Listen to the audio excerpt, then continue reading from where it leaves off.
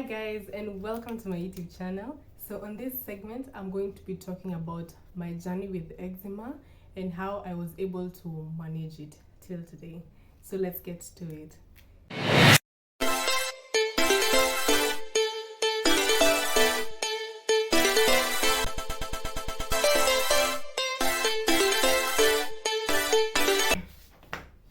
So first question, what is eczema?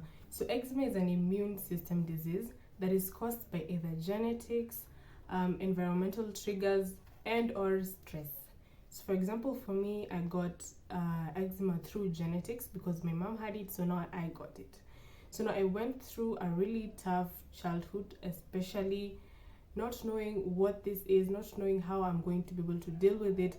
But through my journey, I've been able to learn what works for me and what triggers eczema, what doesn't, and that's what I want to share with you today.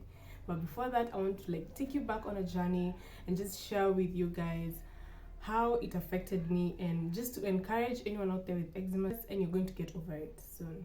All right, so first things first, the major effects eczema has had on me is, like, for example, right now I do not have fingerprints at all. I cannot even access the fingerprint sensor on my phone, so that's how bad it is. So I think this happened because I got eczema on my palms, but anyway, I still have like a little bit of eczema on my palms. So but before, it was worse. So now I was prescribed for steroids to use, so that's what I was using. So I think in the process of applying the steroids and all, that's where the fingerprints disappeared. Yeah, and it's been tough because I can't access some things even at this point. Like, I remember going to the hospital and I wanted to access my NHIF, and nowadays, you know, NHIF has rolled out the old format. So nowadays they're using the fingerprint sensor. I'm telling you, I stayed in that line for like close to 20 minutes. They're trying to get my fingerprints. They just can't. It's just not there, you know. So now I had to go to NHIF and get a special request so they can be able to get my fingerprints through ink and all that. So it's a long process. I didn't do it because it's just a long process. I don't want to go through that right now. Maybe later. Another instance is when I was applying for my passport. So, you know, you have to go get your biometrics taken. I'm telling you, how I have my passport till date is still a miracle to me, because they tried, literally, they're placing my fingers on that machine. There's nothing. They wiped my fingers for I don't know how long. They're applying what's this called? Sanitizer. They're applying, still nothing. I remember they were even making, you know, these government officials, the way they are, they were even making fun of me. They're like, oh, kwani unafanya kazi kwa mjango, kwani you don't have fingerprints? And I'm like, gosh, when will this come to an end? So finally, it went through. After so many trials, it went through, and I really dread that experience to date, and I just dread it anyway. Okay, so that's just the first thing. The second thing is shaving my hair. When I was in high school, I got when you have eczema on your scalp, it's called atopic dermatitis. So I got that, and it was all over my scalp. So it was like dead skin spilling. So I couldn't be able to treat it when I had hair. So I had to shave and go bald so I could be able to wash my hair with those shampoos and all. Yeah, I was prescribed for some special shampoos. So that's what happened. Another instance where eczema has really taken a toll on me is having a hyperpigmented skin. So because of using these steroids, there's some places on my skin where I have lighter patches, other places have darker patches, and it's because of those creams. And when I finished high school, I was 2017, I decided to stay away from these steroids and all. So I went on steroid withdrawal process. It was difficult because my body was about getting used to it. So now I had to find natural sources and all that. And that's now what I'm getting to. That's the point of it. That's the whole point of this video. How to manage without steroids, because these steroids have very bad side effects that I don't think anyone should go through them. So like for example, for me, the steroid, I used to get steroid injections, and I also used to use the steroid creams. So for the steroid injections, they ended up affecting my bones to a point where most of the times, especially at night, my joints would like ache so bad. I couldn't even sleep. It's just so bad, you know. So it like the steroid injections, they affect your bones and all. So I had to get rid of it, and I wouldn't advocate anyone to use it unless it's really, really serious. I wouldn't advocate for you to use it. So now, how was I able to manage my eczema? How did I take care of it to a point where it's minimal at this point? So number one, I had to change my diet. Certain proteins affected me and made the eczema to react and become worse. For example, milk. At some point, I had to cut off milk for like milk and milk products for like a whole year, I guess.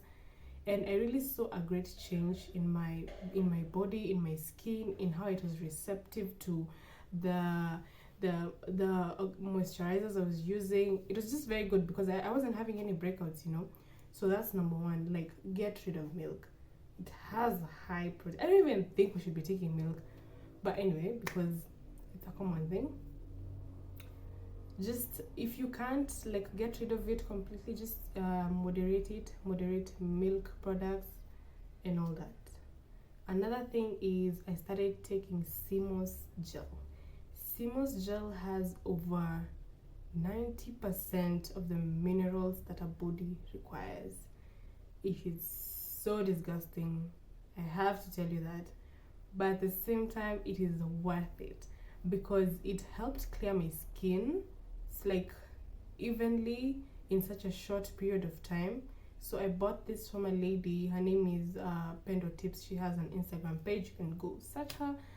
So I bought this and I decided, let me just start using it because I saw very good reviews on it. So it worked for me. I used to take like a tablespoon. You have to take like a tablespoon once a day.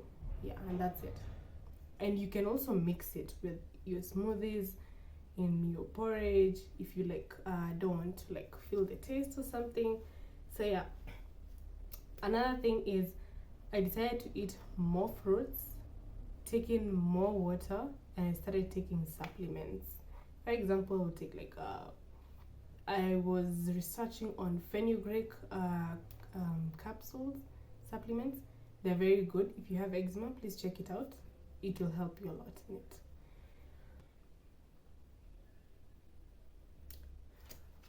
Moisturize your skin. Your skin should never be dry, like ever. And the best products I can advocate for are CeraVe has very good moisturizers which are eczema friendly, and I like that. They're very good. They keep your skin moisturized. It's not sticky. It's just like the right balance, you know. And you can even have like a hand lotion, a CeraVe hand lotion. You just carry it in your bag as you go anywhere you're going. And yeah, just keep yourself moisturized like throughout. Another thing is shea butter. You can use natural shea butter. It's available almost everywhere. That works as well because it keeps your skin moisturized. It evens your skin tone as well because you know, as with eczema, you scratch yourself, you get a mark. So using shea butter will clear it. Another thing, if you're having an outbreak, just look for oatmeal soap. Oatmeal works better than black soap for eczema. I know people are confusing the two, but black soap is what you can use for scars. Black soap is good for removing black spots and all that. But oatmeal now, it calms your skin. Oatmeal with honey, it calms your skin. If you have eczema, gets rid of the irritation and helps healing your skin faster. Yeah.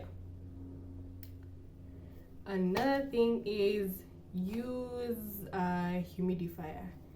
So when you have eczema comes with, let me call them cousins.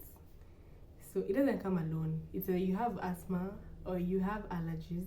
So for example, for me, if you know me vizuri, you know I never lack a handkerchief with me, because one thing I got from the eczema is allergies. So I also have mild asthma, and now I also have allergies where I just sneeze most of the time, like mostly in the mornings and in the evenings. Yeah, mostly that. So now if you use a humidifier, it cleans the air around you. So you can just put it on your bedside table. It cleans the air that you're going to breathe while you're sleeping, or just in the room in general. So especially when you get like those pollen dust in your nose and stuff, like you'll get irritated. So using a humidifier will be the best option. Another thing is use gloves, especially when you're dealing with water and soaps, especially soaps which have chemicals, fragrances, maybe like cleaning soaps and stuff. So when you're washing dishes, just use gloves. When you're cleaning your house, use gloves. Yeah, because these other soaps, especially soaps which have fragrances, they have so many chemicals in them. They're not friendly for your skin, especially when you have eczema. It's just going to make it worse. So the best thing is just avoid them in general and use gloves. Now I'm going to answer like commonly asked questions that I've received before. So, does change of weather make eczema worse? Yes, it does. For example, I was in the coast recently, and I'm telling you right now, the reason I haven't made videos in a while is because the way my skin was looking. I went to the coast, so not because the coast, the humidity is high, you know. My skin reacted, I had rashes all over, and so I was just in the process of just clearing it up. So that like extreme weather changes, it affects, but your skin will just get used to it with time. You just have to know how to handle it. Okay, so next question is, how long does eczema last? For, okay, I wanted to say forever, but it's a lifelong disease. It just goes away on its own at some point in your life. There's no cure to it, but there's a point in your life, if you it will just disappear. So yeah, you just can't put a time frame to it. You just can't put a time frame. For example, my mom, like, she had it when she was young, but right now she doesn't have it. Another thing is establish a skincare routine. I forgot to mention in the moisturizers, a very good moisturizer that I love and I can stand by, Aqua. Another tip is, when you like buy new clothes, make sure you wash them before you wear them, because you don't know who wore them before, and they usually, because they're damp, they have dust. Just wash them so that your skin does not get irritated and you won't like feel like scratching yourself and then the eczema will come. Exercise regularly. When you're exercising, you're sweating, you're removing toxins from your body is moisturized. So exercise also helps in dealing with eczema. So just exercise a few times, you know, in a week, and you'll be good. The final tip I can give you is avoid stress, because stress is also a trigger of eczema. So when you're stressful, just find ways in which you can be able to calm it down. Maybe you can meditate, you can pray, you can just have your alone time, just journal. You can do all that in order to avoid stress, and you'll be okay, because stress can also trigger eczema to flare up, and we don't want that. We absolutely don't want that. So that's it for today. Thank you so much for watching. Please remember to like, subscribe, share, and comment. And if you have any questions or any other tip you'd like to add on to this video, you can just put it down below. If you need to ask me any more questions, I'll just drop my Instagram below and you can be able to DM me there. So thank you for watching, and see you in the next video. Bye.